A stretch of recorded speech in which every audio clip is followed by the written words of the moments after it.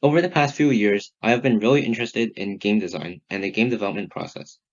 While I have never been able to make an actual video game myself, I have watched a bunch of video essays on game development, and I've also made a lot of levels in my free time.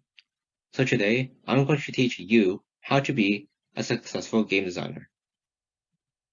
But before we even jump into how to make a game, you might be wondering, why do so many people even make games in the first place? What is the point of making yourself go through weeks, months, even years of pain just to make some games? Is it for the money? Is it because we like to watch others suffer? Not exactly. People make games out of their own passion and because we ultimately have a need to create. It's why in recent years we have been able to see a new era of people with little to no experience in game design making their own games for the very first time. By going through the game development process, people are able to feel a sense of catharsis for making something for others to play through and enjoy. Now that you understand why people make games, how exactly do you make a game? When you first get into game designing, it can be really intimidating. Oftentimes, when I see other people make levels, they show off a really cool preview to the public, and then a few years come by, and then nothing ever happens. The level that they were so excited about making never comes. Why? Well, all over the internet, you'll find instances of people who have a passion for making games but are scared that they won't be good enough to make their ideas happen. We naturally feel fear when we try something new for the first time. So how do game designers deal with that fear and actually start working on their ideas? This is where the first stage of game development comes in, planning. Game designers often plan out the ideas for their game and create small prototypes to test their ideas out. In order to deal with the fear that you are not good enough or smart enough to make games, you need to take small steps and start with only focusing on what type of game you want to make. As you spend more time toying around with your ideas, your decision-making skills will gradually improve and you will eventually be able to decide on what game genre you want to work on. The next part of the game development process is the development of the game itself. How do you actually motivate your player to play your game? Video game players frequently play games for the feeling of accomplishment, climbing the top of the tower in Celeste, or reaching the end of a level in Mario, or beating a final boss. In other words, people play games for the catharsis of winning, just as game designers feel catharsis from finishing a game. But in order for you to make the player feel motivated to play your game, you need to add obstacles that impede the player's progress. While that may seem counterintuitive, it is from facing these obstacles where players feel the drive to keep going. As an example, think of Mario Kart. In the game, players are constantly battling it out with items to see who can make it to the finish line first. But designers realize that when players get to first place, that they almost are guaranteed to win the race since the players behind them are unable to catch up.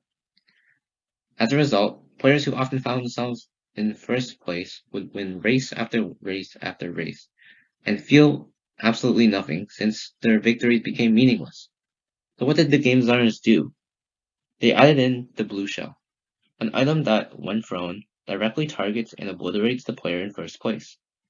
The addition of the blue shell ultimately helped players in first place feel the stress of trying to win races, and it made it possible for even the best Mario Kart players out there to feel the satisfaction that's felt when you cross the finish line. Maybe you want the player to struggle solving a puzzle, or you want to test their skill in a platformer. Whatever it is you are thinking, remember that struggle is key to keep the player engaged. So let's say you started working on your game and you finished most of your levels. What do you do now? This is where the next part of game development comes in, testing. One of the most common mistakes that game designers make is finishing the gameplay for their game and then immediately thinking that their game is done. By having this mindset, you miss a lot of potential bugs and game-breaking glitches that players may discover when playing.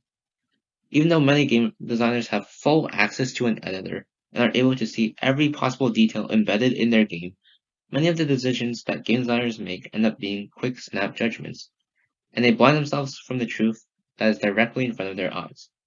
In order to make sure that your game works properly, simply look around for possible playtesters.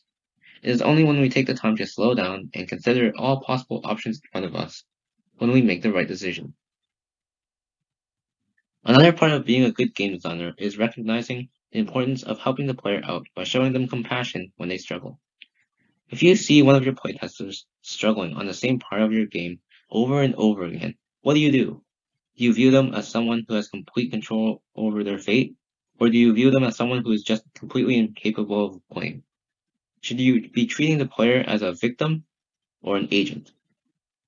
Being a good game designer requires you to understand that people who struggle in games must be treated as a balance between a victim and an agent.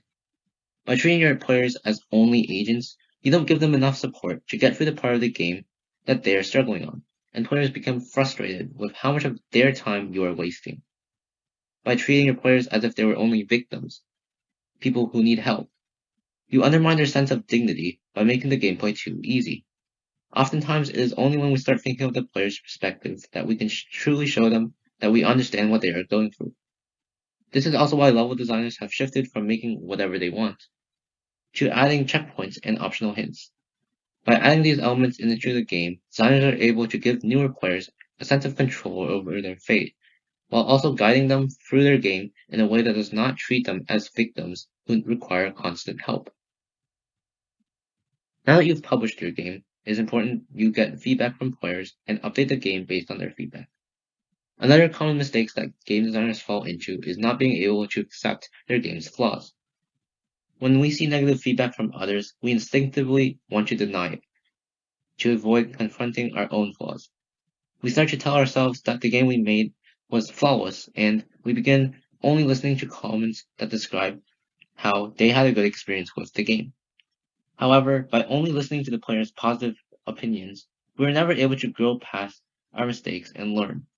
By constantly denying the truth, you never actually improve on your game making skills, and the only thing you are doing is deceiving yourself into making a masterpiece. Once we face the truth and accept the reality that our game may not be as perfect as we think it is, we can improve on our game and strive to become better next time. Finally, good game designers recognize that good games require a connection between the designer and the players. Game designers need players just as much as players need game designers. Game designers rely on their players' feedback, while players rely on the game designers to make the games for them. Making a game might be something that anyone can do individually, but maintaining a successful game after it is made is something that requires a strong relationship between the designer and their fans. Over time, you will be able to learn how to balance many of the things that are required to make a strong connection with the people who play your games. You'll have to balance your individual ideas with the expectations of the players. You'll have to balance your time, as spending too little time on the game can lead you to fall into goblin mode, and spending too much time on the game will lead you to complete burnout. Making games can definitely be a difficult and stressful process, and people often overestimate how difficult being a game designer can be. But in the end, understanding others and going through that struggle is part of what makes us human.